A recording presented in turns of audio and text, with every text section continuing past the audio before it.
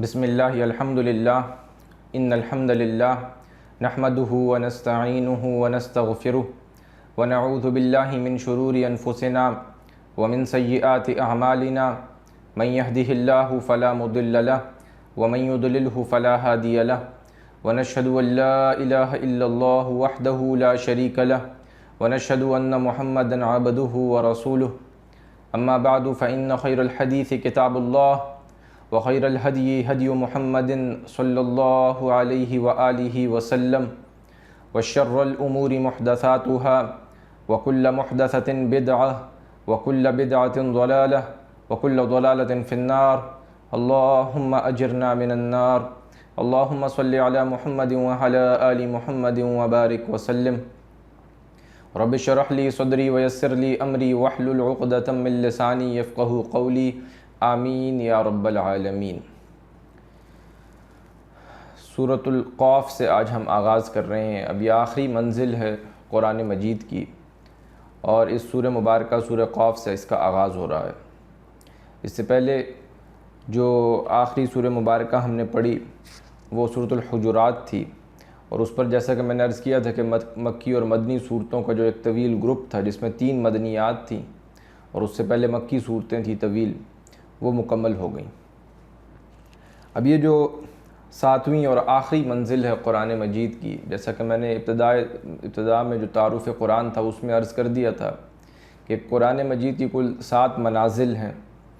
یا اس کو حزب بھی کہہ سکتے ہیں، 7 احزاب ہیں۔ تو اب اس کے اندر یہ جو آخری حزب ہے یہ حزب مفصل ہے، سب سے طویل اب یہی ہے، یعنی کہ اب یہاں سے آپ کہہ لیجئے کہ چلے گا سورہ قاف سے لے کر یہ ابھی 26واں پارہ ہے، اس کے بعد 27واں پارہ، 28واں پارہ، اسی طرح پھر 29واں، 30واں۔ البتہ اسی طرح جو ہے ہمارے پاس جو پہلی منزل تھی وہ بھی کافی طویل تھی، جیسا کہ آپ نے دیکھا تھا کہ وہ اس کا بھی آغاز ہوا تھا سورۃ الفاتحہ سے، اور جا کر پھر وہ بھی مکمل ہوئی تھی 6 پارے کے اندر جا کر، تو سورۃ النساء کے اوپر اس کا بھی اختتام ہوا تھا۔ تو بہرحال وہ بھی کافی طویل تھی، اور یہ بھی اب ایک طویل حزب ہے۔ پھر دوسری بات، جو مکی اور مدنی صورتوں کا جو گروپس ہمارے پاس چل رہے تھے، جس طرح تو منازل ہیں 7 منازل ہیں، اسی طرح مکی اور مدنی صورتوں کے 7 گروپس ہم نے، جو میں نے تعارف قرآن میں آپ کے سامنے اس کی تفصیل رکھی تھی، اس ضمن میں بھی اب نوٹ کر لیجئے کہ یہاں پر منزل تو اب 7ویں آغاز ہو رہا ہے، لیکن یہاں پہ جو گروپ ہے وہ بھی 6 سٹارٹ ہوگا، یعنی کہ آخری منزل کے اندر 2 گروپس ہیں۔ ان 2 گروپس میں سے اب یہ پہلا گروپ ہے جس کے اندر ہمارے پاس کل 7 مکیات ہیں اور 10 مدنی صورتیں ہیں۔ یہ جو 7 مکیات ہیں اس گروپ کے اندر، یہ قرآن مجید کا حسین ترین جوڑا ہے۔ سورہ قاف سے اس کا آغاز ہو رہا ہے۔ سورہ قاف اس ضمن میں منفرد سورہ مبارکہ ہے کہ اس کا کوئی جوڑا نہیں ہے، لیکن اس کے بعد آگے سورۃ الذاریات، سورۃ الطور جوڑے کی صورت میں، وہی نسبت زوجیت جو بار بار میں پہلے بھی ایکسپلین کرتا رہا ہوں۔ اسی طرح اس سے آگے بڑھیں گے تو سورۃ النجم اور سورۃ القمر، ستارہ اور چاند جو ان کے مابین نسبت ہوتی ہے، اسی طرح مضامین ہم دیکھیں گے، وہاں میں نوٹ کرواؤں گا انشاءاللہ۔ پھر اس کے بعد سورۃ الرحمن اور سورۃ الواقعہ، تو سورۃ الواقعہ تک کل یہ 7 مکیات مکمل ہو جائیں گی۔ اس کے بعد پھر آگے سورۃ الحدید ہے جو مدنی سورہ مبارکہ، اور پھر 28ویں پارے کے اندر سورۃ المجادلہ، اور پھر اسی طرح سورۃ الحشر، سورۃ الممتحنہ۔ پھر مزید جب آگے بڑھیں گے تو ہم دیکھیں گے سورۃ الصف، سورۃ الجمعہ، اسی طرح پھر آگے بڑھتے بڑھتے پھر سورۃ التغابن بھی ہے اسی 28ویں پارے کے اندر، سورۃ الطلاق بھی ہے، سورۃ التحریم بھی ہے، سورۃ المنافقون بھی ہے۔ یہ ساری صورتیں جو ہیں 28ویں پارے کے اختتام تک یہ گروپ چلے گا۔ اس کے بعد پھر آخری گروپ جو ہے، منزل تو اب یہی چلنی ہے، 7ویں اور آخری منزل ہے یہ، لیکن آخری گروپ جو ہے وہ پھر 29ویں پارے سورۃ الملک سے اس کا آغاز ہوگا، اور وہ پھر سورۃ الناس تک جائے گا۔ اس اعتبار سے بھی نوٹ کیجئے کہ جو پہلا گروپ تھا ہمارے پاس، اس کے اندر صرف ایک مکی صورت تھی، اور وہ بھی بمنزلہ کتاب پورے قرآن کی مانند ہے، تو اس میں تھیں باقی ساری مدنیات تھیں۔ سورۃ الفاتحہ مکی تھی، اور اس کے بعد تو ساری مدنی صورتیں تھیں، لہٰذا اس پہلے گروپ کو چھوڑ دیں جس میں سورہ بقرہ بھی ہے، سورہ آل عمران بھی ہے، سورۃ النساء بھی ہے، اس کو ذرا ایک طرف رکھتے ہیں، تو باقی 6 گروپس تھے ہمارے پاس جن میں مکی مدنی جو ہیں وہ آ رہی ہیں صورتیں۔ پہلے گروپ میں جو کہ صرف سورۃ الفاتحہ ہی مکی ہے، تو اس لیے میں نے اس کو کہا کہ ذرا آپ اس گروپ کے اندر جو مدنیات ہیں، اصل میں آپ کہہ لیجیے کہ 98% اپنے والیوم کے اعتبار سے، اپنے حجم کے اعتبار سے، اپنی عظمت کے اعتبار سے تو سورۃ الفاتحہ بھی پورے قرآن کے بمنزلہ ہے، لیکن اپنے والیوم کے اعتبار سے وہ 7 آیات ہیں۔ لیکن پھر جب دوسری گروپ ہمارے پاس آیا تھا تو وہ بڑا جو تھا، آپ نے دیکھا کہ اس کے اندر 2 مکی صورتیں تھیں، سورۃ الانعام، سورۃ الاعراف مکیات، اور سورۃ الانفال، سورۃ التوبہ مدنیات، تو وہ اس اعتبار سے بڑا متوازن گروپ تھا۔ اب یہاں پر بھی آپ دیکھیں گے کہ یہ جو ہمارے پاس سیکنڈ لاسٹ گروپ آ رہا ہے یہ بھی متوازن ہے اس اعتبار سے کہ اس کے اندر 7 مکیات ہیں، 10 مدنیات ہیں، تو والیوم کے اعتبار سے کچھ نہ کچھ ان کے مابین بھی ایک نسبت ہے، وگرنہ جس طرح پہلے ہم گروپس دیکھتے چلے آئے ہیں کہ ان کے اندر مکیات کا سلسلہ طویل ہے، ایک مدنی صورت آ رہی ہے آخر میں، سورۃ النور ایک مدنی ہے، اس کے پیچھے پورے گروپ کے اندر مکیات ہیں، پھر اگلے میں سورۃ الاحزاب ایک مدنی ہے، باقی ساری مکیات تھیں، لیکن یہاں پر اب ایسا نہیں ہے، 7 مکیات ہیں اور 10 مدنیات ہیں، تو اس اعتبار سے آپ یوں کہہ لیجیے کہ جو دوسرا گروپ وہاں سے تھا اور یہ یہاں سے سیکنڈ لاسٹ گروپ، سیکنڈ اور سیکنڈ لاسٹ، یہ قرآن مجید کے اندر یہ آپس میں ان کے مابین جو ہے آپ کہہ لیجئے کہ ایک عکس آپ کو ملے گا۔ اسی طرح متوازی عکس بھی آپ کو ملے گا پہلے گروپ میں اور لاسٹ گروپ میں جو 29ویں پارے سے شروع ہوگا۔ جو پہلا گروپ تھا اس کے اندر صرف ایک مکی تھی، ساری مدنیات تھیں، 3 مدنی اور بڑی صورتیں۔ آخری گروپ میں آپ دیکھیں گے سورۃ الملک سے لے کر سورۃ الاخلاص تک ساری مکیات ہیں، 2 مدنی ہیں بالاتفاق، سورۃ الفلق اور سورۃ الناس۔ باقی یہ کہ 30ویں پارے میں کچھ صورتیں اور بھی جن کے متعلق بعض مفسرین کا خیال ہے کہ وہ مدنی صورتیں ہیں، لیکن یہ کہ بالاتفاق مجمع علیہ موقف جو ہے وہ سورۃ الفلق اور سورۃ الناس کے اوپر ہے، باقی میں کچھ اختلاف مل جائے گا، لیکن وہاں چل کے میں انشاءاللہ آپ کے سامنے عرض کر دوں گا کہ وہ بھی ساری اصل میں مکیات کی ہی کیٹیگری کے اندر آ جائیں گی۔ تو وہاں پر صرف 2 مدنیات ہیں اور باقی ساری مکیات، اور پہلے گروپ میں آپ نے دیکھا کہ صرف ایک جو تھی سورۃ الفاتحہ، وہ ایک ایسی سورہ مبارکہ تھی کہ جو مکی تھی، باقی ساری مدنی تھی، تو ایک عکس متوازی کی ترتیب بھی اس کے اندر ہے۔ اب یہ جو آخری منزل آج جس کا ہم آغاز کرنے جا رہے ہیں انشاءاللہ العزیز، اس منزل کے اندر آپ کو جو بنیادی مضمون ملے گا، مرکزی مضمون، وہ انذار آخرت ہے۔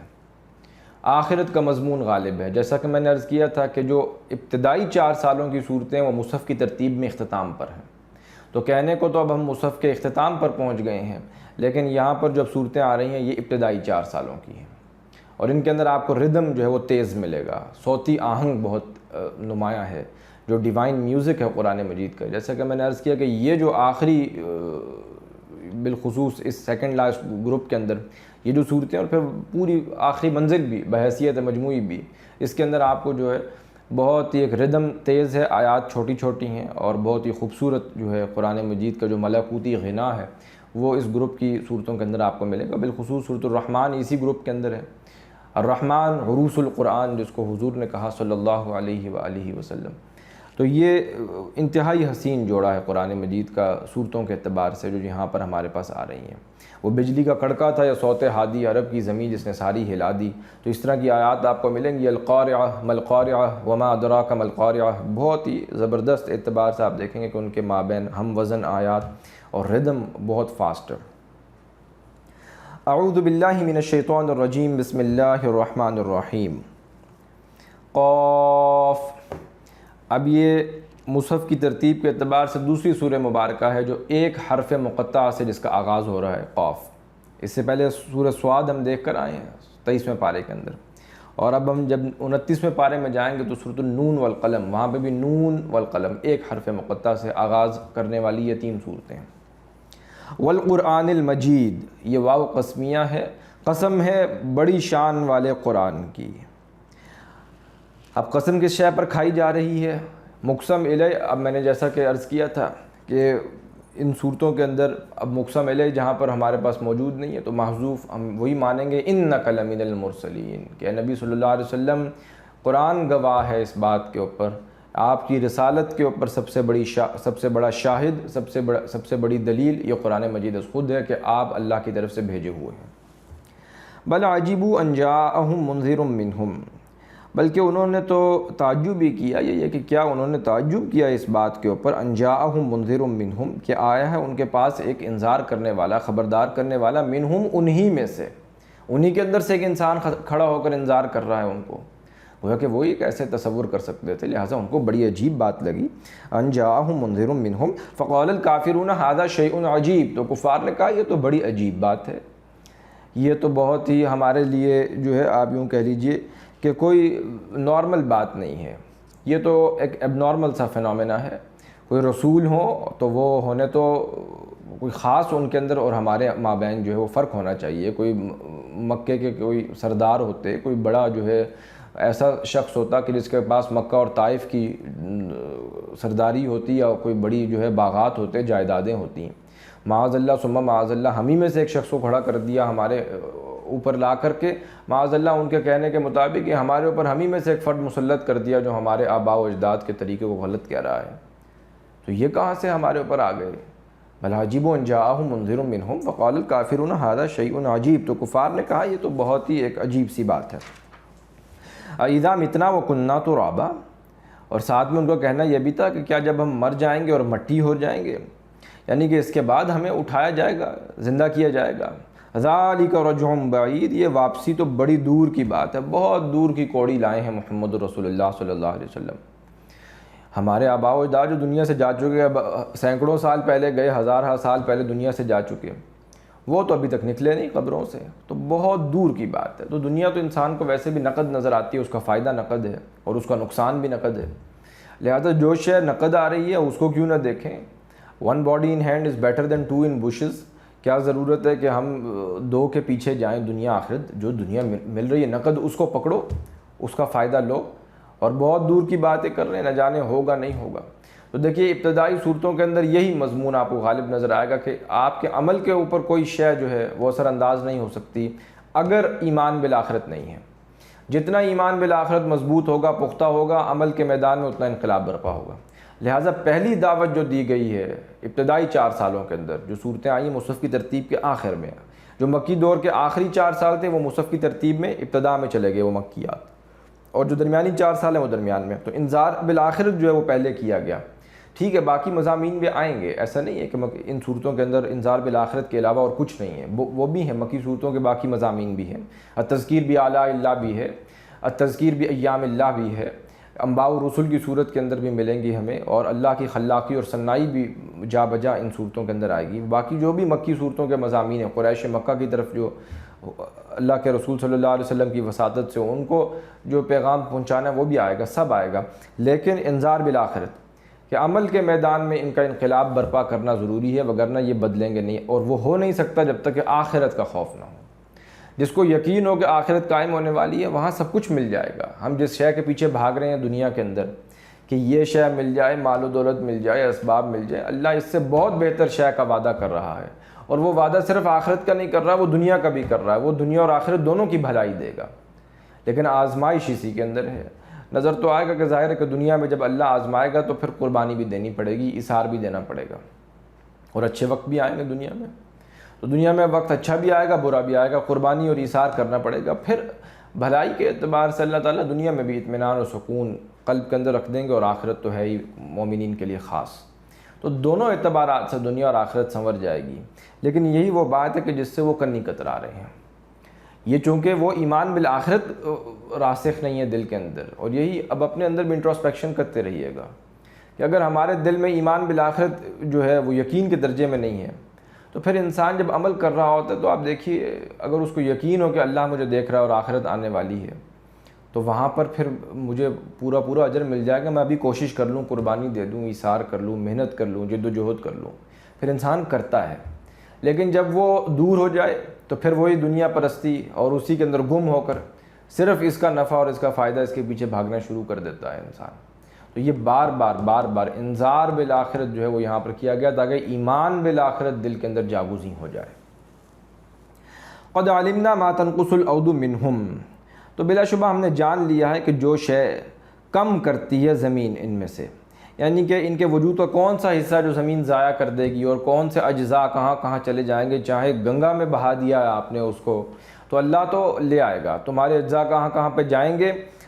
قد علمنا ما تنقص الارض منہم، ہمیں خوب معلوم ہے کہ کیا کچھ زمین ان میں سے کم کرتی ہے، جو کچھ بھی ان کے جسموں میں سے کم کیا اور جہاں وہ گئے اجزاء تحلیل ہو کر ہم لے آئیں گے۔ وعندنا کتاب حفیظ، اور ہمارے پاس تو ایک محافظ خانہ ہے، ایک ریکارڈ ہے، ہر چیز کی حفاظت کرنے والی ہمارے پاس موجود ہے۔ تمہاری جو جانیں ہیں یا تمہاری جو ارواح ہیں وہ تو چلی جائیں گی علیین میں یا سجین میں، تو وہاں پر بھی ایک ریکارڈ ہمارے پاس ہے، ہم دیکھ لیں گے کہ تم نے کیا عمل کیا ہے، وہ تم بھاگ نہیں سکتے ہیں اللہ سے۔ وہ علیین یا سجین کے اندر وہ پورا موجود ہے، کہاں پر تم نے عمل کیا ہے، جو کچھ بھی دنیا میں تم اعمال کرتے رہے، وہ سب ریکارڈ ہمارے پاس موجود ہے۔ اور جس طرح وہ ریکارڈ وہاں پر موجود ہے، اسی طرح تمہارے اجزاء جو بدن کے دنیا میں کہیں تحلیل ہو گئے، جب تمہیں دفنا دیا گیا، وہ بھی ہم اسی طرح لے آئیں گے واپس۔ ہمارے لیے قطعاً کوئی مشکل نہیں ہے، ناممکن نہیں ہے۔ وعندنا کتاب حفیظ، ہمارے پاس ایک ریکارڈ ہے، محافظ خانہ ہے۔ بل کذبوا بالحق لما جاءہم، بلکہ انہوں نے تو جھٹلا دیا حق کو جب کہ وہ ان کے پاس آیا۔ فہم فی امر مریج، تو اب تو وہ ایک ایسے معاملے میں الجھے ہوئے ہیں، الجھن میں ہی مبتلا ہیں، ان کو اب سمجھ نہیں آ رہی۔ ظاہر بات ہے دیکھ تو رہے ہیں، اب الجھن کیا تھی ان کی۔ جو دلائل دے رہے ہیں محمد رسول اللہ صلی اللہ علیہ وسلم بہت قوی ہیں، صداقت اور حقیقت اس میں نظر آ رہی ہے۔ جب وہ کہہ رہے ہیں کہ دیکھو یہ دنیا کی زندگی صرف یہی تو نہیں ہے، دیکھو ہم سے پہلے بھی لوگ دنیا سے جا چکے، تذکیر بایام اللہ، پہلی اقوام کو دیکھو، یہ صدوم اور عمورہ کی بستیوں میں گھومو پھرو، اور دیکھو یہ جو احقاف کا علاقہ تھا، اور دیکھو یہ جو قوم سمود کے بڑے بڑے مسکن پہاڑوں میں انہوں نے تراش کر کے گھر بنا لیے، جا کر دیکھو تو صحیح۔ اب جو باتیں وہ کر رہے ہیں محمد رسول اللہ، دلائل تو قوی ہیں، لیکن اب ظاہر ہے کہ ساتھ میں ان کی طبیعت اس طرف آمادہ نہیں ہو رہی، کیونکہ وہ بری عادات جو ہیں وہ ان کو پڑی ہوئی ہیں۔ جو انسان گناہوں کے اندر مبتلا ہوتا چلا جائے تو وہ پھر اگر اس سے نکلنے کی کوشش نہ کرے تو ابتدا میں تو نکلنا آسان ہے، جیسے جیسے آپ اس میں آگے بڑھتے چلے جائیں گے اس سے واپسی مشکل ہو جاتی ہے، جتنا آگے جائیں گے اتنا واپس آنا مشکل ہو جائے گا۔ تو انسان I built some bars when I was young، جب انسان جوان ہوتا ہے تو وہ اپنے گرد کچھ عادات بن رہا ہوتا ہے، یعنی کہ جب کوئی بچہ ہے چھوٹا ہے، پھر آہستہ آہستہ جوان ہوا تو ابھی عادات اتنی پختہ نہیں ہوتی، ابھی آپ بدل سکتے ہیں اپنی عادات کو جلدی۔ یہ وقت جیسے جیسے گزرتا چلا جائے گا وہ عادات اتنی پختہ ہو جائیں گی کہ جب انسان بڑی عمر کو تھوڑا پہنچتا ہے، پختہ عمر کو، تو پھر جو اس نے جوانی میں اپنے گرد جو جال بن لیا ہے اپنی بری عادات کا، جو اس نے پنجرہ بنا لیا، اب اس کو توڑ کر کے اس میں سے باہر نکلنا ممکن نہیں ہے۔ تو ایک غیر مرئی جو ہے وہ جال آپ کے گرد بچھ رہا ہے، یہ آپ خود بچھا رہے ہیں اپنے ہاتھوں سے، یہ کیج آپ خود بنا رہے ہیں، یہ سلاخیں خود آپ اپنے گرد جو ہیں وہ تعمیر کر رہے ہیں۔ یہ اب عادات اچھی ہیں تو آپ اچھی عادات کے اندر جکڑے جائیں گے، اور یہ عادات بری ہیں تو بری عادات کے گرد جکڑے جائیں گے۔ اس میں روم نہیں ہے، خلا نہیں ہے، کوئی سپیس نہیں ہے، کوئی نہ کوئی شاید اس کی جگہ لے گی، یا تو اچھی عادات جگہ لے لیں گی بری کی، یا بری عادات جگہ لے لیں گی اچھی کی۔ تو یہ اب الجھے ہوئے ایک معاملے کے اندر کہ کچھ عادات ہیں جو ان کو آنے نہیں دے رہی۔ جانتا ہوں ثواب طاعت و زہد، پر طبیعت ادھر نہیں آتی، دل تو کہہ رہا ہے کہ کیا نیکی ہے کیا بری ہے۔ فَأَلْهَمَهَا فُجُورَهَا وَتَقْوَاهَا، ہم نے تو انسان کے اندر الہام کر دیا کہ کیا شے جو ہے وہ بری ہے اور کیا شے اچھی ہے۔ نیکی اور بدی کا شعور انسان کے اندر موجود ہے، ودیت شدہ ہے۔ تو اب ایک طرف تو وہ عادات ان کو آنے نہیں دے رہی اس طرف، لیکن ساتھ میں جو دلائل ہیں جو محمد رسول اللہ دینے بڑے قوی ہیں، لہٰذا آپ کیا کریں، ایک جھنجھلاہٹ سی ان کے اوپر طاری ہو رہی ہے۔ فَهُمْ فِي أَمْرٍ مَرِيجٍ، تو اب وہ ایک الجھن کا شکار ہیں۔ افلم ينظروا الى السماء فوقهم، تو کیا بھلا انہوں نے دیکھا نہیں آسمان کی طرف اپنے اوپر، کیف بنیناها، کیسے ہم نے اسے بنایا ہے، وزیناها، اور کیسے ہم نے اسے مزین کیا ہے، وما لها من فروج، اور اس میں کوئی شگاف نہیں ہے، کوئی رخنے نہیں ہے۔ اتنا محکم نظام ہے، یہ اتنا محکم جو ہے یہ سارا اللہ نے جو نظام زندگی ترتیب دیا ہے۔ تو دیکھو آسمان میں ستاروں کو دیکھو، کھولانگ زمین دیکھ، فلک دیکھ، فضا دیکھ، مشرق سے ابھرتے ہوئے سورج کو ذرا دیکھ، اللہ نے جو تخلیق کی ہے، صنائی کی ہے، اس میں تمہیں کوئی رکھنا نظر آتا ہے؟ اتنا محکم نظام یہ تخلیق کیا گیا ہے۔ اور یہ تو ایسٹرونومی والوں سے پوچھئے کس قدر محکم نظام ہے۔ یہ دوسری بات ہے کہ وہ اس کے ذریعے سے خدا تک پہنچتے نہیں پہنچتے، دوسری بات ہے۔ نظام تو دیکھیے کتنا محکم ہے، کتنا بہترین نظام ہے، اس کے اوپر تو انکار نہیں کر سکتے نا۔ اس کے اندر تو کوئی کمی یا نقص نہیں نکال سکتے کہ یہ دیکھیے یہ اس کے اندر یہ مسئلہ آ گیا نیچر کے اندر، تو نیچر کے اندر تو کوئی مسئلہ نہیں نکال کر دکھا سکتے۔ وَمَا لَهَا مِن فُرُوج،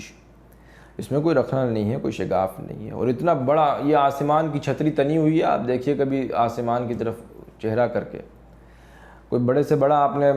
ہال بھی بنانا ہو، اب تو جو میرج ہال بنتے ہیں اس کے اندر کوشش یہ کی جاتی ہے کہ پلرز کم سے کم ہوں، وگرنہ یہ کہ اس کی خوبصورتی گہنا جاتی ہے، اور درمیان میں پلرز آ جائیں تو پھر وہ جو سٹیج تک جو آپ کی نگاہ جانی ہے اس کے درمیان اس کے مابین ایک آبسٹرکشن آ جاتی ہے۔ تو یہ اللہ نے اتنی بڑی زمین بنائی ہے، اس کے اوپر آسمان دیکھو، کوئی پلر بھی تمہیں نظر آتا ہے؟ اس محکم نظام کے اندر کوئی رکھنا تو درکنار۔ والارض مددناہا، اور کیسے ہم نے بچھایا ہے پھیلایا ہے زمین کو، والقینا فیہا رواسیا، اور کیسے ہم نے اس میں گاڑ دیے ہیں پہاڑ۔ یہ پہاڑوں کا کیا آئسوسٹیٹک ایکویلیبریم میں عمل دخل ہے، اور زمین کے جو ایکویلیبریم کو اس نے جو مینٹین کیا ہوا ہے، یہ تو اصل میں علم طبقات الارض جو جیولوجی ہے اس کا علم آج اس کے اوپر شاہد ہے، کس طرح سے یہ جو پہاڑ ہیں یہ زمین کے اسٹیبلائزنگ ایفیکٹ کو مینٹین رکھنے کے لیے اپنا حصہ ڈال رہے ہیں۔ تو یہ آئسوسٹیٹک ایکویلیبریم جو زمین کا قائم ہوا ہے، یہ ایسے تو نہیں ہے، پہاڑوں کا اثر ہے اس کے اوپر۔ وَأَنبَتْنَا فِيهَا مِن كُلِّ زَوْجٍ بَهِيجٍ، اور ہم نے اگائی ہیں اس میں طرح طرح کی، ہر قسم کی، ہر چیز جو جوڑے جوڑوں کی صورت میں ہم نے پیدا کر دی ہیں، بہیج بہت ہی خوبی والی ہیں، اور ہر قسم سے انتہائی اور بارونق ہم نے چیزیں بنا دی ہیں جوڑوں کی صورت میں۔ تَبْصِرَةً وَذِكْرَىٰ لِكُلِّ عَبْدٍ مُنِیبٍ، یہ دکھانے کے لیے ہے، سجھانے کے لیے ہے، وَذِكْرَىٰ، اور یہ یاد دہانی کے لیے ہے، لِكُلِّ عَبْدٍ مُنِیب، ہر اس شخص کے لیے کہ جو کچھ نہ کچھ رجوع رکھے ہوئے ہے، یعنی کہ جس کی فطرت مسخ نہیں ہو چکی، جس کی روح ابھی زندہ ہے۔ اگر تو روح ہی مر چکی ہے تو پھر تو ظاہر بات ہے کہ پھر آپ کو یہ دیکھنے سے بھی کوئی شے نظر نہیں آئے گی۔ جانور کا دیکھنا اور آپ کا دیکھنا کوئی فرق نہیں رکھے گا، ایک کتا بلا بھی دیکھ رہا ہے، ایک کتا بھی دیکھ رہا ہے، جاندار کوئی اور بھی دیکھ رہا ہے، اور آپ بھی دیکھ رہے ہیں، تو دیکھنے میں کوئی فرق تو نہ ہوا۔ یہ تو دکھانے کے لیے اس کو ہے، اور یاد دہانی ہے، اس سے یاد آ جائے تمہیں، نشانی کو دیکھ کر اس کا بنانے والا یاد آ جائے، اس کو دیکھ کر تم پہنچ جاؤ اس اللہ تک جس نے اس کو تخلیق کیا ہے، لِكُلِّ عَبْدٍ مُنِیب، لیکن پہنچے گا وہی جو رجوع رکھے ہوئے ہے کچھ نہ کچھ اللہ کی طرف۔ وَنَزَّلْنَا مِنَ السَّمَاءِ مَاءً مُبَارَكًا، اور ہم نے نازل کیا آسمان سے پانی جو بابرکت ہے، فَأَنبَتْنَا بِهِ جَنَّاتٍ وَحَبَّ الْحَصِيدِ، پھر ہم نے اگائے اس کے ذریعے سے باغات اور وحب الحصید، اور ایسی کھیتی جو کٹ جانے والی ہے۔ دیکھیں یہاں بڑی خوبصورت ترتیب ہے، جنات جو باغات ہیں اس کے اندر جو درخت لگے ہوئے ہیں پھلوں کے، وہ درخت کھڑا رہتا ہے، آپ پھل توڑ لیتے ہیں، لہذا اس کو آپ نہیں کاٹتے، لیکن جو فصل ہے، جو کھیتی لگی ہوئی ہے، وہ تو ظاہر ہے کہ جب ایک دفعہ فصل اگ گئی، اب آپ نے اس کو اتارنا ہے تو پوری کی پوری فصل کاٹ دی جائے گی، تو گویا کہ پوری زمین جو وہ پھر ویران پڑ جاتی ہے۔ جب کٹ گئی ہے فصل، پہلے تو فصل لہلہا رہی تھی، لیکن جب کٹے گی تو تھرو آؤٹ پوری کی پوری، تو بعد میں کوئی چورا بچ جائے، کوئی توڑی بچ جائے تو اور بات ہے، لیکن پورے جو ہے وہ کاٹ دی جاتی ہے۔ وحب الحصید، اور ایسے کھیتیاں ہیں جو کٹ جانے والی ہیں، ایسے دانے ہیں جو پورے آپ کاٹ کے لے جاتے ہیں پوری کھیتی کو۔ والنخل باسقات لها طلع نضید، اور کھجوروں کے درخت بھی ہیں جو بلند و بالا ہیں، ان کے اندر خوشے ہیں، طلع نضید، تہ بتہ، اس کے اندر کھجوریں لدی ہوئی ہیں، پورے پورے گچھے ہیں۔ رزق للعباد، یہ تو روزی ہے، رزق ہے بندوں کے لیے۔ واحیینا بہ بلدۃ میتا، اور اسی طرح ہم نے زندہ کیا اس پانی کے ذریعے سے ایک مردہ، ایک بنجر زمین کو۔ زمین بے آب و گیاں پڑی تھی، آسمان سے پانی نازل ہوا تو زمین کی رویدگی کو نکال کر کے وہ باہر لے آیا۔ کذالک الخروج، اسی انالوجی کے تحت تم بھی زمین کے اندر موجود ہوگے، بنجر پڑے ہیں قبرستان، معلوم ہوتا ہے اوپر قبریں ہیں اور صرف نشانیاں ہیں، اسی طرح ہمارا اذن ہوگا، ہم تمہیں اٹھا کر لے آئیں گے۔ فرق صرف اتنا ہے کہ ابھی تمہیں رکھا ہے ایک خاص وقت مقرر تک کے لیے، تم اپنی فصلیں اگاتے ہو سال میں 1 مرتبہ 2 مرتبہ، اور قبر سے جی اٹھنا ہے وہ ایک ہی مرتبہ، وہ ہم اٹھائیں گے تمہیں اپنے خاص وقت کے اوپر، لیکن ہوگا اسی طرح جس طرح ہم زمین جو ہے وہ بنجر پڑی تھی اس میں سے نکال دیتے ہیں، اسی طرح تمہیں وہ اٹھا کر لے آئیں گے۔ کذالک الخروج، اسی طرح نکلنا ہوگا تمہارا قبروں سے۔ کذبت قبلہم قوم نوح واصحاب الرس وثمود، جھٹلایا ان سے قبل قوم نوح نے اور رس والوں نے، کنویں والوں نے، وثمود اور سمود نے، وعاد و فرعون و اخوان لوط، اور قوم عاد نے اور قوم فرعون نے اور لوط کے بھائیوں نے، واصحاب الایکہ، اور مدین والوں نے، جنگل والوں نے، بن والوں نے، ان کی طرف حضرت شعیب علیہ السلام بھیجے گئے تھے، وقوم تبع، اور جو یمن کے بادشاہ تھے تبابعہ، ان کا لشکر جو ان کا لقب ہے وہ تبع ہے، تو وقوم تبع اور قوم تبع نے بھی، کل کذب الرسول فحق وعید، سب نے جھٹلایا رسولوں کو، ثابت ہو گئی ہمارے عذاب کی بات ان کے اوپر، جو ہمارا وعدہ تھا، جو ہماری عذاب کی وعید تھی وہ ان کے اوپر پوری آ کر رہی۔ تو یہ دیکھیے ایک ہی آیت کے اندر اب انباء الرسل، ابتدائی صورتیں تھیں کتاب احکمت آیاتہ ثم فصلت، بعد میں تفصیل بیان ہوئی ہے، جو بعد میں مکیات آئی ہیں ان کے اندر بہت تفصیل کے ساتھ انباء الرسل آئے ہیں، لیکن یہاں پر ایک ہی آیت کے اندر آپ دیکھیے سارے کا سارا کور کر دیا گیا، انباء الرسل سارے جو ہے سب کو لے آئے 2 آیتوں کے اندر، قوم نوح کا تذکرہ بھی آ گیا، کنویں والوں کا، سمود کا، عاد کا، قوم لوط کا، موسیٰ علیہ السلام کی قوم کا جس میں فرعونہ تھے، اور پھر اسی طرح آگے مدین والے اور قوم تبع، سب کے سب کور ہو گئے۔ کل کذب الرسل فحق وعید افعجینا بالخلق الاول۔ تو کیا ہم تھک گئے ہیں، عاجز آ گئے ہیں پہلی مرتبہ پیدا کرنے سے؟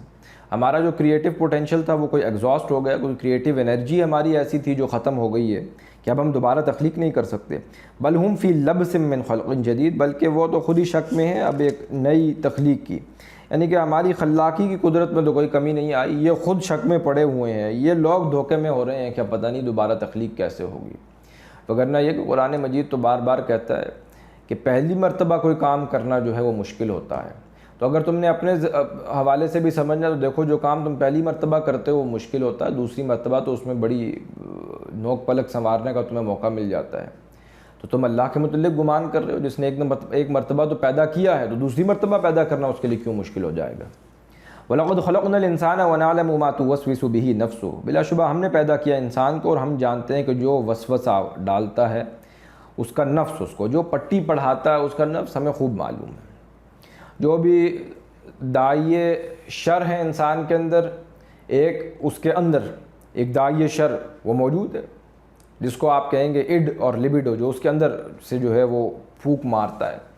وما ابرئ نفسی ان النفس لامارۃ بالسوء الا ما رحم ربی، تو ہمارا نفس کا کام تو یہی ہے کہ انسان کو سیدھے راہ سے بھٹکائے۔ تو ایک داعیے شر اندر موجود ہے، اور یہ آپ کے اندر سے آپ کا نفس وہ وسوسہ اندازی کرتا ہے، اس کے اپنے تقاضے ہیں۔ اب اس کو چاہیے کھانے کو پیٹ بھرنے کے لیے، اب آپ کو کہے گا کہ بے شک لے کر آؤ حرام سے، مجھے تو میرا تو پیٹ بھرو، تو حرام سے کھاؤ یا حلال سے کھاؤ، اس کو تو اس سے غرض ہے کہ اس کا نفس جو ہے اس کی تسکین ہوئی ہے کہ نہیں ہوئی۔ تو ہمیں خوب معلوم ہے کہ کیا اس کا نفس اس کو پٹی پڑھاتا ہے۔ لیکن یہ دیکھیے، داعیے شر باطن میں اندر سے موجود ہے، ایک داعیے شر باہر سے موجود ہے شیطان کی صورت میں، ہر انسان کے ساتھ ایک شیطان لگا ہوا ہے۔ اسی طرح ایک داعیے خیر بھی اللہ نے رکھا ہوا ہے آپ کے اندر، آپ کا قلب ہے، اس کا مسکن روح کا مسکن قلب ہے، روح موجود ہے قلب کے اندر، لہٰذا وہ داعیے خیر اندر روح بھی ہے، اور باہر سے نحن اولیاؤکم فی الحیات الدنیا و فی الآخرہ، جو ہم نے پڑھ کر آئے ہیں سورہ حامیم سجدہ میں کہ فرشتوں کا نزول ہوتا ہے، تو آپ کوئی نیک عمل کرتے ہیں، اچھا کام کرتے ہیں تو آپ کو خوشی ہوتی ہے۔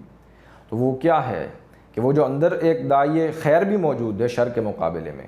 اللہ نے آپ کو بے یار و مددگار نہیں چھوڑا، داعیے شر اندر رکھا ہے، داعیے خیر بھی رکھا ہے۔ تو خارج میں ایک داعیے شر اگر موجود ہے شیطان، تو آپ فکر نہ کیجئے، داعیے خیر فرشتے بھی موجود ہیں، وہ آپ کو شاباش دیتے ہیں، نظر نہیں آتے، آپ کو اچھا فیل ہوتا ہے جب آپ کوئی اچھا کام کرتے ہیں۔ تو یہ کیا ہے؟ یہ اصل میں فرشتوں کی طرف سے، اللہ کی طرف سے القاء ہے آپ کے قلب میں، اور آپ کی روح جو اندر موجود ہے وہ، اور خارج سے وہ فرشتے ہیں جو آپ کو شاباش دیتے ہیں کہ تم نے اچھا کام کیا۔ وَنَحْنُ أَقْرَبُ إِلَيْهِ مِنْ حَبْلِ الْوَرِيدِ، اور ہم تو انسان کی رگ جان سے بھی زیادہ اس کے قریب ہیں۔ یہ قرب ہے ذات باری تعالیٰ کا، ہر انسان کو نصیب ہے، ہر انسان کو حاصل ہے۔ اللہ کی ذات انسان کے قریب ہے، اس سے بھی زیادہ قریب جتنی آپ کی رگ جان ہے۔ کیسے قریب ہے یہ ہم نہیں سمجھ سکتے، اب وہ کس اعتبار سے ہمارے قریب ہے، ہم نے تو ایمان لانا ہے اس کے اوپر۔ ہر شے کو اگر آپ سمجھنے بیٹھیں گے، ریشنلائز کرنا بیٹھیں گے، ممکن ہی نہیں ہے، انیویٹیبل، یہ ممکن ہی نہیں ہے کہ یہ نہ کہ آپ اس کو جو ہے ہر شے کو سمجھ سکیں۔ تو اس کے لیے جو ہے کچھ چیزیں ایسی ہیں کہ جن کے اوپر آپ کو ایمان لانا پڑتا ہے غیب میں رہتے ہوئے، یا یہ کہ انٹیوٹیولی آپ پہنچ جاتے ہیں، آپ اپنے باطن میں اس حقیقت کو محسوس کرتے ہیں، چاہے اب آپ اس کو ریشنلائز کر پائیں یا نہ پائیں، ہر شے کو آپ نہیں کر پائیں گے ریشنلائز۔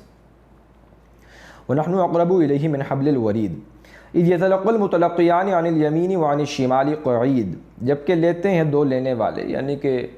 ہم نے جو ہے وہ لگا رکھے ہیں دائیں اور بائیں جانب، ایک موجود بیٹھا ہوا لکھنے والا اور جو ریکارڈ کر رہا ہے، کرامن کاتبین یعلمون ما تفعلون، ہم پڑھیں گے، وہ کرامن کاتبین ہے، وہ تو موجود ہے، ہر قول اور فعل جو بھی آپ کرتے ہیں اس کو لے لیتے ہیں، وہ لکھ لیتے ہیں، اس کو ریکارڈ کر لیتے ہیں، جس اعتبار سے جو بھی کام آپ کرتے ہیں، اچھا کام کریں گے یا برا کام کریں گے، وہ فرشتہ بیٹھا ہوا وہ ریکارڈ کر رہا ہے۔ اب وہ کیسے ریکارڈ کر رہا ہے؟ وہ قلم سے ریکارڈ کر رہا ہے، جس طرح یہ ویڈیو ریکارڈنگ ہو رہی ہے اس طرح ریکارڈنگ ہو رہی ہے، یا اس سے بھی کوئی نیکسٹ لیول کی ریکارڈنگ ہے جو ابھی ہمارے وہم و گمان میں بھی نہیں ہے، تو اللہ کو معلوم ہے، لیکن یہ کہ وہ ریکارڈنگ ہو رہی ہے۔ ما یلفظ من قول الا لدیہ رقیب عتید، نہیں بولتا انسان کوئی بات مگر یہ کہ اس کے پاس ایک نگران فرشتہ بالکل مستعد اور تیار ہے، یعنی کہ وہ اتنا قریب ہے، فوراً آپ نے کوئی بات کی ابھی تو اس نے ساتھ ہی نوٹ کر لینی ہے اس کو، جو عمل کیا آپ نے اس کو نوٹ کر لینا. فوراً مستعد ہے, چوکس ہے, تیار بیٹھا ہوا ہے. وجاءت سکرۃ الموت بالحق, یہاں تک کہ اب یہ سارا ریکارڈ آپ کا بن رہا ہے, کرتے کرتے کرتے مہلت عمر ختم ہوئی اور آپ پہنچا موت کی بے ہوشی کا وقت حق کے ساتھ. نزا کی کیفیت جو ہے وہ طاری ہو گئی, وہ سکرات الموت آپ کو نصیب ہو گیا, آپ موت کے بالکل دہانے پر پہنچ گئے اور روح قبض کرنے والا فرشتہ آ گیا. وجاءت سکرۃ الموت بالحق, اور یہ ہے حق کے ساتھ. دیکھیے یہ حق تو اس درجے عیاں ہیں کہ اللہ کے منکر پیدا ہوئے ہیں, موت کا تو منکر کوئی پیدا ہی نہیں ہوا کہ وہ انکار کر ہی نہیں سکتا کہ موت نہیں آئے گی, لہٰذا سب کے سب اس بات پر تو قائم ہیں. لہٰذا وجاءت سکرۃ الموت بالحق ذالک ما کنت منہ تحید, تو بہت نفسیاتی بات ہے. اللہ تعالیٰ کہتے ہیں انسان یہی وہ شیطان ہے جس سے تم بھاگتے تھے. انسان ہمیشہ اپنے موت کے تصور کو اپنے سے دور رکھتا ہے. کوئی اپنا قریبی فوت ہو جائے تو ایک دم اس کے اعصاب کے اوپر ارتعاش پیدا ہوتا ہے, لرزش ہوتی ہے کہ یہ ابھی ہمارے مابین موجود تھا, ہم سے چلا گیا. تو تھوڑی دیر کے لیے, تو کچھ وقت تک, جتنا قریبی ہو اتنے عرصے تک آپ کے اوپر اتنی انٹینسٹی اس کے جانے کی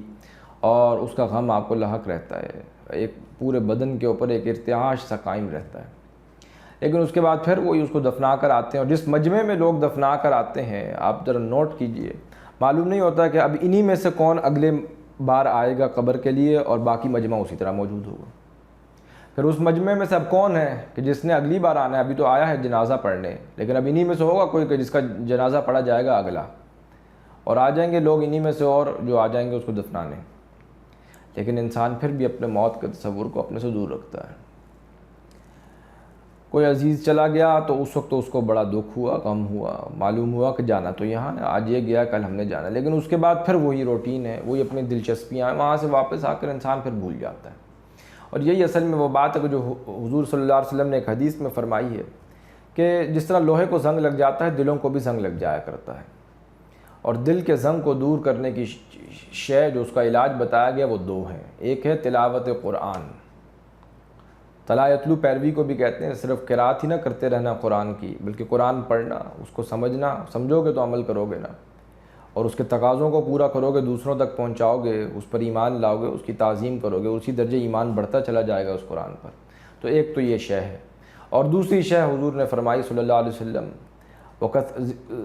کثرت الذکر الموت و تلاوت القرآن. دوسری شے کثرت ذکر موت ہے, موت کی یاد کثرت سے کسی نہ کسی صورت میں, ون وے اور دا ادر, یعنی کہ اس کو لٹرل نہیں لیں گے کہ ہر انسان ہر وقت جو ہے وہ موت کرتا رہے, لیکن یہ کہ اس کو استحضار رہے. آپ دن میں 5 مرتبہ نماز پڑھ رہے ہیں تو اس وقت تو یاد آئے کہ اس اللہ کے سامنے آج کھڑے ہیں, جا کر پیش ہونا ہے اس کی جناب میں, اس کی بارگاہ میں, اس کو جواب دینا ہم کیا کر کے آئے ہیں اپنے اعمال کے متعلق, اس کے بقدر ہمیں جزا و سزا ملے گی. تو جو کچھ بھی کر رہے ہیں اس پہ یاد دہانی, جب یہ یادداشت رہے انسان کو کہ میں نے جانا ہے. ویسے کہ ایک طالب علم کو یاد رہے کہ اب ایگزام آ رہے ہیں, اب یہ پیپر آ رہا ہے, یہ کوئز آ رہا ہے, یہ اسائنمنٹ آ رہی ہے, تو جب تک تو مستحضر رہتا ہے تو وہ ظاہر ہے کہ اس کے لیے کوشش کرتا رہتا ہے, اب اتنا وقت رہ گیا, اتنا وقت کم رہ گیا, مہلت کم ہو رہی ہے. تو یہ احساس تمہیں اس امتحان کے بارے میں بھی ہو. ہمارا سب سے بڑا جو آج کا المیہ یہ ہے مسلمانوں کا بالخصوص, وہ یہ کہ ہم بھول ہی گئے کہ ہم آزمائش گاہ کے اندر ہیں, ہم امتحان گاہ کے اندر ہیں, ہم یہاں پر امتحان کے لیے بیٹھے ہوئے ہیں. اب ایک انسان امتحان کے اندر بیٹھا ہوا ہو اور وہ بھول جائے کہ میں امتحان میں ہوں, تو دیکھیے وہ عمل کیا کرے گا پھر. جو ایگزامینیشن ہال کے اندر پیپر اٹیمپٹ کرو, اس کو معلوم ہے 3 گھنٹے کا وقت ہے, یہ وقت ختم ہو رہا ہے, یہ بڑھ نہیں رہا, لہٰذا اس نے اس کے اندر پورا جو ہے اپنی جو بھی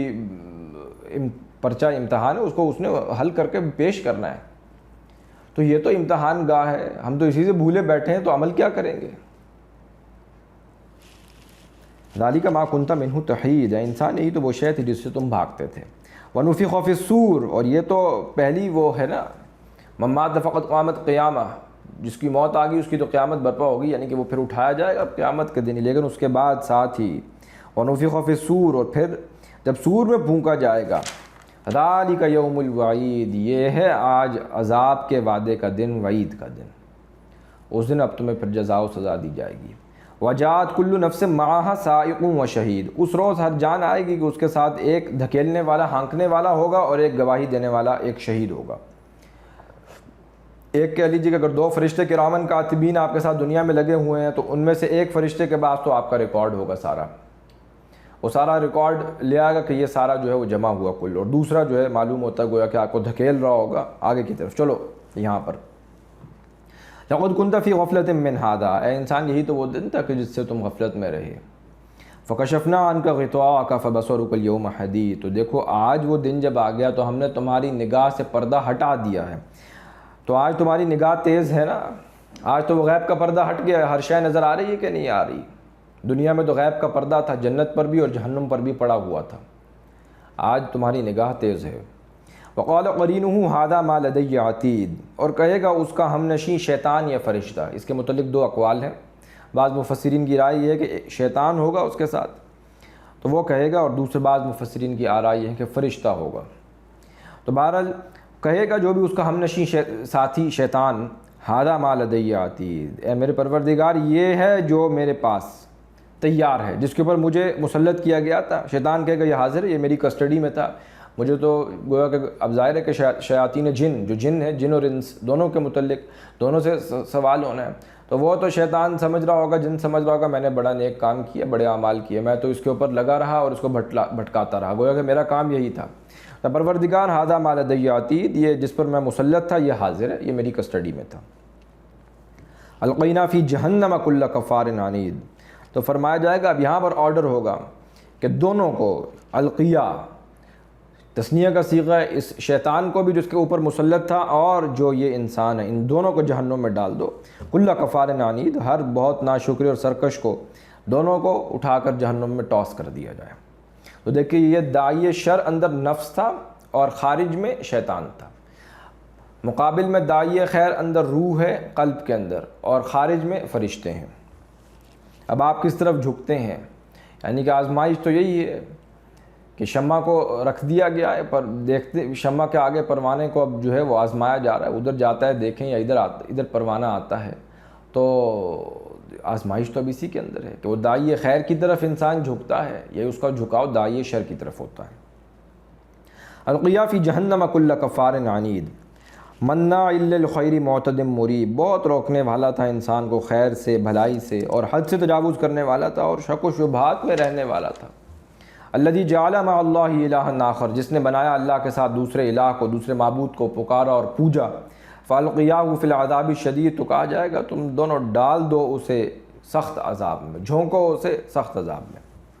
قال قرینہ ربنا ما اطغیتہ، تو اب اس کا ہم نشین شیطان کہے گا اے ہمارے پروردگار، ما اطغیتہ، میں نے اسے سرکش بنایا، اسے گمراہ میں نے نہیں کیا، ولکن کان فی ضلال بعید، بلکہ یہ تو خود ہی دور کی گمراہی میں تھا، یعنی کہ یہ جو میری کسٹڈی میں تھا میں نے تو تجھے تیرے حوالے کر دیا، پہنچا دیا، اب میری تو جان بخشی ہونی چاہیے، میں نے تو اس کو گمراہ نہیں کیا، یہ تو خود ہی دور کی گمراہی میں بھٹکا ہوا تھا۔ قال لا تختصموا لدی، اللہ تعالیٰ فرمائیں گے کہ آج میری جناب میں تم اب لڑائی نہ کرو، جھگڑا نہ کرو۔ وقد قدمت الیکم بالوعید، میں نے تو بھیج دیا تھا تمہاری طرف اپنے عذاب کی وعید کو، جو بھی میرا وعدہ تھا وعید کا وہ پہنچ چکا تھا، جنوں کے لیے بھی اور انسانوں کے لیے بھی۔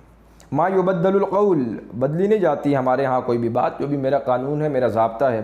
وما انا بظلام للعبید، اور میں اپنے بندوں پر ظلم کرنے والا نہیں ہوں، میری سنت، میرا دستور یہی ہے کہ جنہوں نے نیک اعمال کیے ان کو ان کے اعمال کا بدلہ ملے، صلہ ملے، تو جو نیکوکار تھے یہ بدکاروں کو ان کے برابر کر دوں تو یہ ظلم ہو گیا، تو یہ ممکن نہیں ہے۔ جو بدکار ہیں ان کو ان کی بدکاری کا صلہ ملے گا، اور جو نیکوکار ہیں ان کو ان کی نیکی کا صلہ ملے گا۔ وما انا بظلام للعبید، اور ہم تو اپنے بندوں پر ہرگز ظلم کرنے والے نہیں ہیں۔ یوم نقول لجہنم حل امتلأت وتقول حل من مزید، اور جس روز جہنم کہے گی، جہنم سے جس دن ہم کہیں گے، یوم نقول، جس دن ہم کہیں گے لجہنم، جہنم سے، حل امتلأت، کیا تو بھر گئی، یا جہنم کیا تمہارا پیٹ بھر گیا، وتقول حل من مزید، لیکن وہ تو کہے گی نہیں کچھ اور بھی ہے، کچھ مزید بھی ہے تو آ جائے، میرے اندر تو بہت کشادگی ہے، اور بھی جنات اور انسان آ جائیں تو میں ان کو اپنے اندر سمو لوں گی۔ وَأُزْلِفَتِ الْجَنَّةُ لِلْمُتَّقِينَ غَيْرَ بَعِيدٍ، اور قریب کی جائے گی جنت اس روز متقی لوگوں کے، اور وہ ان سے مطلقاً دور نہ کی جائے گی، ان سے تو قریب ہی رکھا جائے گا جنت کو۔ هَذَا مَا تُوعَدُونَ لِكُلِّ أَوَّابٍ حَفِيظٍ، یہ ہے جو تم وعدہ دیے جاتے تھے ہر بہت رجوع کرنے والے کے لیے اور حفاظت کرنے والے کے لیے۔ حفاظت کس نے کی ہے؟ الا من اتى اللہ بقلب سلیم، جو قلب سلیم کے ساتھ آیا، جو روح ہم نے تمہیں دی تھی، انا عرضنا الامانۃ علی السماوات والارض والجبال، یہ جو امانت ہم نے دی تھی، فابین ان یشفقنها وحملها الانسان، انسان نے اس کو اٹھایا تھا۔ تو دیکھو جو اس امانت کی حفاظت کر کے آیا ہے، جس نے اس میں خیانت نہیں کی، آج اس کے ساتھ، اس رجوع کرنے والے کے لیے ہم اس کے ساتھ اچھا معاملہ کریں گے۔ من خشی الرحمن بالغیب، جو ڈرا رحمان سے غیب میں رہتے ہوئے بن دیکھے، وجاء بقلب منیب، اور آیا ہے ایک قلب منیب کے ساتھ، رجوع کرنے والے قلب کے ساتھ۔ ادخلوها بسلام، تو کہا جائے گا داخل ہو جاؤ اس میں سلامتی کے ساتھ، جنت میں جاؤ۔ ذالک یوم الخلود، یہ اب ہمیشہ ہمیشہ رہنے کا دن ہے، آج اس میں داخل کیے جا رہے ہو، اب کبھی نکالے نہیں جاؤ گے۔ لہم ما یشاؤون فیہا ولدینا مزید، ان کے لیے وہ بھی ہوگا جو کچھ وہ اس میں چاہیں گے، یعنی کہ نفس انسانی کے اندر جو کچھ بھی اشتہا کر دیا گیا ہے، جو کچھ بھی انسان چاہ سکتا ہے، جو اس کو پسند ہے، جو اس کو مرغوب ہے، وہ سب کچھ اس کی تسکین کا بھرپور سامان جنت میں کر دیا جائے گا، وہ سب کو حاصل کر لے گا، جو آرڈر کرے گا پیش کر دیا جائے گا۔ وَلَدَيْنَا مزید، اور اس کے لیے ہمارے پاس مزید بھی ہے۔ یہ مزید کیا ہے یہ بھی سمجھ لیجئے، اس کے اندر بھی دو کیٹیگریز بن جائیں گی۔ ایک تو وہی کہ ہر انسان اپنی ذہنی سطح کے مطابق مانگے گا، ایک تو یہ کہ وہ جو نفس انسانی میں اشتہا کر دیا گیا پہلی شے تو وہ ہو گئی، وہ تو ملے گا ہی ملے گا ہر انسان کو جو کچھ بھی وہ چاہتا ہے، لیکن اب مزاج مختلف ہیں۔ ایک کسان کا مزاج اور ہے، اور ظاہر ہے کہ ایک فلسفی کا مزاج اور ہے، ایک عالم کا مزاج اور ہے، ایک اور کسی پیشے سے تعلق رکھنے والا شخص ہے تو اس کا مزاج اور ہے۔ تو ہر انسان کا مزاج مختلف ہے، تو ہر انسان اپنی ذہنی سطح کے مطابق بھی مانگے گا، وہ بھی اس کو دیا جائے گا۔ کچھ لوگ ایسے بھی ہوں گے جو صرف اللہ کی رضا اور اس کی قربت کے سوا اور کوئی شے نہ مانگیں گے، اللہ کے چہرے کے سوا کچھ نہ مانگیں گے، یریدون وجہہ، کچھ لوگ تو صرف اللہ کے چہرے کے جویا ہوں گے۔ اب ظاہر ہے کہ اللہ کے قریب ان کو پڑاؤ دیا جا رہا ہے جنت میں، تو وہ اب اللہ کے قریب ہیں، اللہ کے ہمسائے بن رہے ہیں، تو وہ اللہ کے چہرہ چاہیں گے۔ اور رضوان من اللہ اکبر، اللہ کی رضا سب سے بڑی شے ہے۔ اسی میں ایک واقعہ آتا ہے حضرت رابعہ بصریہ کے متعلق رضی اللہ تعالیٰ عنہ۔ ایک دن آپ یوں کہہ لیجیے کہ جذب کے عالم میں، جذبات میں وہ نکلی، ایک ہاتھ میں انہوں نے مشل اور قندیل پکڑ لی، اور ایک برتن لے لیا جس میں کچھ پانی رکھ لیا۔ تو پوچھا کہ اے رابعہ آپ کہاں چلیں؟ تو کہنے لگی میں یہ چاہتی ہوں کہ اس مشل یا قندیل سے جنت کو آگ لگا دوں، اور اس پانی سے جہنم کی آگ کو بجھا دوں، تاکہ لوگ اللہ کو جنت کی لالچ اور جہنم کے خوف میں نہ پکاریں، اللہ کو اللہ کے لیے پکاریں۔ یریدون وجہہ، کچھ لوگ ایسے ہوں گے جو اللہ کے چہرے کے جویا ہیں، اس کے سوا انہیں کچھ نہیں چاہیے، ان کے لیے اللہ کی رضا سب سے بڑی شے ہے۔ کچھ ایسے بھی ہیں۔ اور ایک تیسرے درجے میں ایک شے ہے، وہ تو حدیث میں بھی آیا اور قرآن مجید کے سورہ حامیم سجدہ میں بھی ہم دیکھ کر آئے ہیں۔ فَلَا تَعْلَمُ نَفْسٌ مَّا أُخْفِيَ لَهُم مِّن قُرَّةِ أَعْيُن، نہیں جانتی، کوئی جان نہیں جانتی کہ کیا ہم نے ان کی نگاہوں کی ٹھنڈک کا سامان وہاں کر دیا ہے۔ جو حدیث کے الفاظ ہیں وہ یہ ہیں کہ مَا عَيْنٌ رَأَتْ وَلَا أُذُنٌ سَمِعَتْ وَلَا عَلَى خَطَرَ قَلْبِ بَشَرٍ، کوئی آنکھ ایسی نہیں ہے کہ جس نے ان نعمتوں کا کوئی کبھی اس کو دیکھا بھی ہو، کوئی کان ایسا نہیں ہے کہ جس نے کسی کان نے اس کو سنا ہو، ایسی نعمتیں ہیں، کسی قلب بشر کے اوپر اس کا خیال تک بھی نہیں گزرا، وہ ایسی نعمتیں ہیں جو ہم نے محفوظ کی ہوئی، وہ وہاں پر اس دن ڈسکلوز ہوں گی اونلی۔ وَكَمْ أَهْلَكْنَا قَبْلَهُمْ مِنْ قَرْنٍ، اور کتنی ہم نے ہلاک کر دی ان سے پہلے قومیں، ان سے پہلے کتنی بستیاں تھیں، هُمْ أَشَدُّ مِنْهُمْ بَطْشًا، وہ زیادہ سخت تھے ان سے پکڑنے میں، ہم نے ان کو قوت اتنی عطا کر رکھی تھی۔ قوم عاد کو دیکھو، قوم سمود کو دیکھو، فَنَقْلَبُوا فِي الْبِلَادِ، تو انہوں نے تو شہر کے شہر چھید ڈالے، وہ تو خوب پھرے شہروں کے اندر، ایک سے دوسرے، دوسرے سے تیسرے، گھس گئے شہروں کے اندر، ملکوں کے ملک انہوں نے فتح کر ڈالے، ایک علاقے کو سرنگیں کیا، پھر دوسرے پہ، دوسرے سے تیسرے، وہ تو جہاں گئے انہوں نے نقب لگاتے چلے گئے اور آگے سے آگے بڑھتے چلے گئے۔ حل من محیص، لیکن کیا کوئی ہے جگہ بھاگنے کی؟ جب ان کے اوپر ہماری پکڑ آئی، جب ہم نے ان کو پکڑا تو ان کا قول پھر یہی تھا، حل من محیص، تو آپ کوئی بھاگنے کی کوئی جگہ ہے؟ یعنی کہ اتنے سخت لوگ جن کو ہم نے اتنا جو ہے عطا کر رکھی تھی قوت اور سطوت اور طاقت، جب ان کے اوپر بھی ہماری پکڑ آئی تو ان کے لیے بھاگنے کی کوئی جگہ نہ تھی۔ ان فی ذلک لذکریٰ، تو بلا شبہ یہ قرآن، اس میں نصیحت ہے، یاد دہانی ہے، یہ ذکرہ ہے، لمن کان لہ قلب، ہر اس شخص کے لیے جو قلب رکھتا ہے، جو دل رکھتا ہے۔ اس کی کیا معنی کہ دل رکھتا ہے؟ دل تو فرعون بھی رکھتا تھا، دل تو نمرود، قارون، حامان سب رکھتے تھے، دنیا کا ہر انسان دل رکھتا ہے۔ یہ وہ دل زندہ ہے۔ مجھے یہ ڈر ہے دل زندہ تو نہ مر جائے، کہ زندگانی تو عبارت ہے تیرے جینے سے۔ وہ دل زندہ اگر زندہ ہے تو پھر اصل میں انسان رجوع کرتا ہے، اس کے لیے یاد دہانی ہے اس قرآن کے اندر۔ لیکن اگر وہ روح مسخ ہو چکی ہے، وہ دل زندہ جو ہے وہ مر چکا ہے، تو پھر معاملہ یہ ہے کہ یاد دہانی حاصل نہیں ہو پاتی۔ اگر انسان کی فطرت مسخ ہو چکی ہے، جو میں عرض کرتا رہا ہوں بار بار کہ وہ انسان کی فطرت اگر پرورٹڈ ہے تو پھر نفع نہیں دیتی یاد دہانی۔ لمن کان لہ قلب، جو دل زندہ رکھنے والا ہے، او القى السمع وهو شہید، یہ او ہے یا یہ کہ اگر دل پر ایسے پردے پڑ گئے ہیں، کوئی پولوشن آ چکی ہے، کوئی اس درجے کے اندر ذہول اور نسیان کے پردے پڑ چکے ہیں، تو پھر یہ کہ اب وہ کان لگا کر غور سے سنیں اس قرآن کو، حاضر ہو کر، تو کان لگا کر توجہ کے ساتھ قرآن کو سنے گا، اس کو پڑھے گا، اس سے یاد دہانی اور نصیحت اخذ کرے گا، تو پھر اس کو فائدہ ہو جائے گا۔ یعنی کہ ایک تو وہ لوگ ہیں کہ جب وہ قرآن کو پڑھتے ہیں، جیسے کہ حافظ ابن قیم کا میں نے وہ عبارت آپ کو سنائی کہ گویا کہ وہ قرآن کو مصحف سے نہیں اپنے قلب سے پڑھ رہے ہوتے ہیں، اتنی آپ یوں کہہ لیجیے کہ وائبریشنز سنکرونس ہوتی ہیں جب وہ قرآن کو پڑھتے ہیں۔ تو گویا کہ دیکھنا کہ تقریر کی لذت کہ جو اس نے کہا میں نے یہ جانا کہ گویا یہی میرے دل میں تھا۔ بعض لوگوں کی تو فطرت اتنی سلیم اور سالم ہوتی ہے، اتنی طبع ان کی سلیم ہوتی ہے، اتنی پاک صاف ہوتی ہے،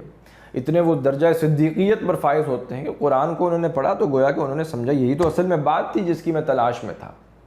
لیکن کچھ لوگ ہیں کہ اب پرورژن ہو گئی ہے، دل کے اوپر کچھ پردے آ گئے ہیں، تو پھر وہ یہ کہ وہ کان لگا کر قرآن کو غور سے سنتے رہیں، وہ دل کا زنگ اترتا چلا جائے گا، ایک وقت آئے گا کہ وہ ذہول اور نسیان کے جو پردے ہیں وہ قلب جو ہے وہ صاف ہو جائے گا۔ تو جب قلب صاف ہو جائے گا تو پھر یہ نور وحی جب باہر سے اس کے اوپر اثر انداز ہوتی چلی جائے گی، تو آہستہ آہستہ قلب صاف ہوا، پھر وہ نور وحی سے نور فطرت بھی اندر سے جاگزیں ہو گئی اور نور وحی باہر سے آ کر وہ اپنے اندر کے نور کو ان کو جگمگا دے گی، تو نور علی نور، دو نور جو ہیں وہ جمع ہو جائیں گے۔ تو یہ قلب کو تزکیہ کر لیں، اس کو صاف کر لیں، محنت کر لیں، کوشش کر لیں۔ اور یہ بات ہم دیکھ کر بھی آئے ہیں اس سے پہلے بھی کہ جو دعا مانگی تھی حضرت ابراہیم علیہ السلام کے نے، اس کے اندر بھی، اور پھر یہ کہ اس کے بعد جو آگے اللہ تعالیٰ کی طرف سے بھی جو دعا تلقین کی گئی اس میں بھی یہ کہ تلاوت آیات ہے تو اس سے پہلے تزکیہ بھی ہے، دل کا تزکیہ ہو، دل پاک ہو، لیکن ظاہر ہے کہ وہ بھی اس تلاوت آیات کے ذریعے سے وہ تزکیہ نفس ہوتا چلا جائے گا، تو ساتھ ساتھ اندر جو ہے فطرت جو ہے وہ جگمگا اٹھے گی نور وحی سے۔ وَلَقَدْ خَلَقْنَا السَّمَاوَاتِ وَالْأَرْضَ وَمَا بَيْنَهُمَا فِي سِتَّةِ أَيَّامٍ، اور بلا شبہ ہم نے پیدا کیا ہے آسمانوں کو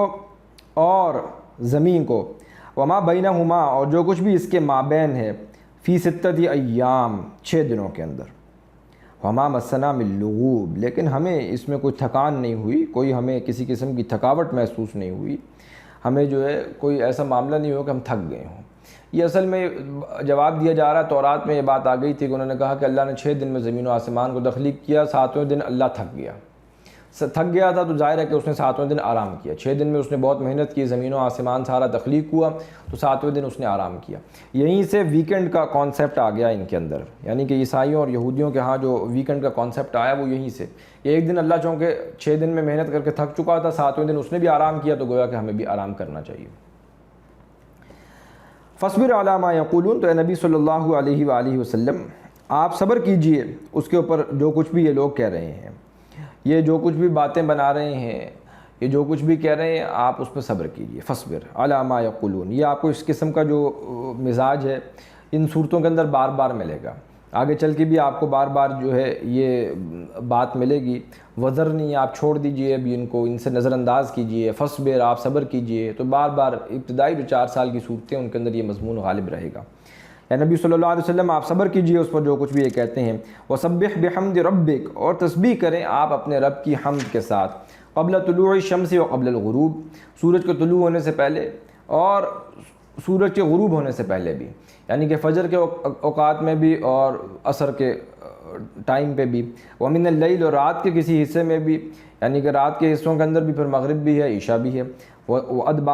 فسبحوا ادبار السجود، تو آپ رات میں بھی تسبیح کریں، اور یہ کہ پھر آپ رات کے اندر بالخصوص جو ہے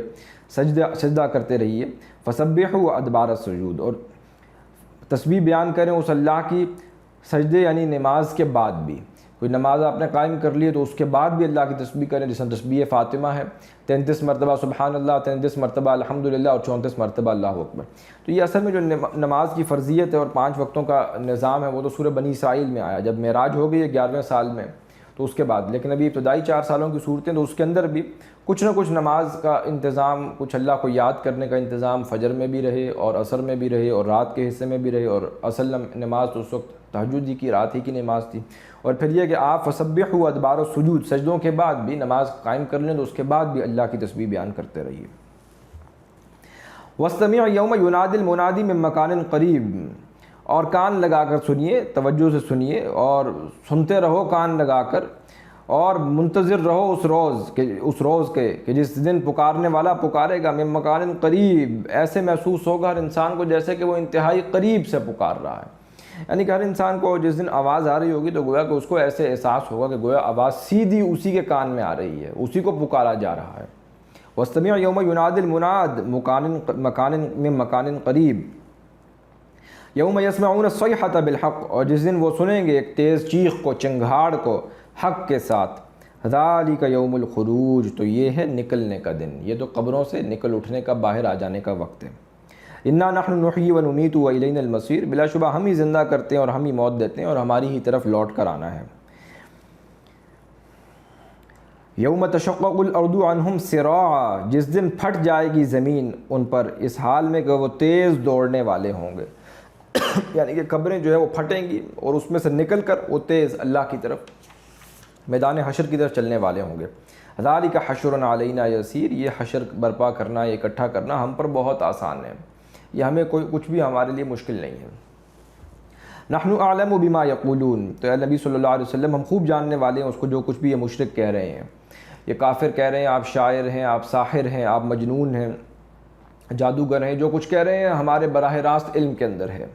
وما انت علیہم بجبار، اور آپ ان پر کوئی ہرگز سختی کرنے والے نہیں ہیں، زور زبردستی کرنے والے نہیں ہیں،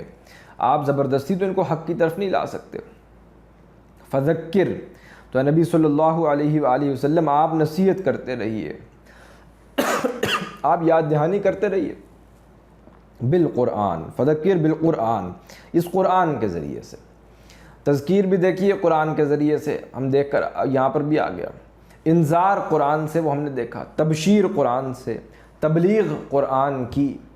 تو ہر شے جو کس طرح قرآن سے بار بار آ رہا ہے اور کیسے اس امت نے اپنے آپ کو قرآن سے دور کیا ہے۔ فذکر بالقرآن، آپ نصیحت کرتے رہیے اس قرآن کے ذریعے سے۔ اور یہ امت روایات میں کھو گئی، قصے کہانیاں سنائے جا رہے ہیں، نہیں ہے تو قرآن نہیں پیش کیا جا رہا، باقی ہر شے بیان کی جا رہی ہے، چاہے جھوٹ موٹ کے قصے ہی بیان کیے جا رہے ہیں، بیان کیے جا رہے ہیں، چلے جا رہے ہیں، جھوٹی واقعات ہیں نہ جن کے اندر کوئی عقلی طور پہ کوئی دلائل ہیں، بس سنائے جا رہے ہیں، دین بنا کر پیش کیے جا رہے ہیں۔ فذکر بالقرآن، اصل شے تو یہ قرآن تھی جو پیش کرنے کی تھی۔ من یخاف وعید، اس شخص کے لیے کہ جو کچھ بھی جو ڈرتا ہے میرے وعدے کی وعید سے، میری وعید سے، یعنی کہ جس کے اندر بھی کچھ اخلاقی حس زندہ ہے، جس کی روح بیدار ہے کچھ نہ کچھ، وہ تو اس قرآن سے اس پہ غور و فکر کرے گا، اس پہ تفکر کرے گا، تو ظاہر ہے کہ وہ اس کے اوپر جب یہ یاد دہانی آپ کی طرف سے پہنچے گی وہ رجوع کر لے گا۔ لیکن یہ کہ اگر اس کے اوپر کوئی غور و فکر اور توقع کا معاملہ نہیں ہے، وہ قرآن کو سنے گا نہیں، سمجھے گا نہیں، اور آپ بھی دعوت و تبلیغ اگر قرآن سے نہیں دیں گے تو ظاہر ہے کہ وہ قرآن تو پھر فوکس سے آؤٹ ہو جائے گا۔ تو یہ ذکر اور فکر جو دونوں اعتبارات سے یہ قرآن مجید سے ہی حاصل ہوتا ہے، جیسے کہ جز بقرآن زی زمین روباہی است، فقر قرآن اصل شہنشاہی است۔ اگر قرآن جس کو مل جائے اصل میں تو وہ شعر ہے، وگرنہ یہ کہ اس کے علاوہ جو کوئی بھی شعر بن بھی گیا تو اصل میں تو وہ لومڑی ہے۔ اور یہ فقر قرآن کیا ہے؟ فقر قرآن امتزاج یا ارتباط ذکر و فکر را کامل ندیدم بجز ذکر، یہ فکر جو ہے یہ کامل نہیں ہو سکتا جز بذکر۔ اب ہمارے ہاں مسئلہ یہی کہ فکر کے حلقے علیحدہ ہیں، ذکر کے حلقے علیحدہ ہیں، نہیں، یہ دونوں چیزیں جب جمع ہوتی ہیں، ارتباط یا اختلاط ذکر و فکر بھی اور ذکر بھی، یہ قرآن یاد دہانی نصیحت بھی اور غور و تفکر بھی، تفکر اور یہ ذکر دونوں اعتبارات سے، تو پھر انسان فقر قرآن اصل شہنشاہی است، یا یہ کہ فقر قرآن ارتباط ذکر و فکر یہ انسان کو نصیب ہو جاتا ہے۔ تو بہرحال یہ سورہ مبارکہ یہاں پر مکمل ہو گئی۔ سبحانک اللہم و بحمدک نشہد ان لا الہ الا انت نستغفرک و نتوب الیک، وآخر دعوانا ان الحمد للہ رب العالمین۔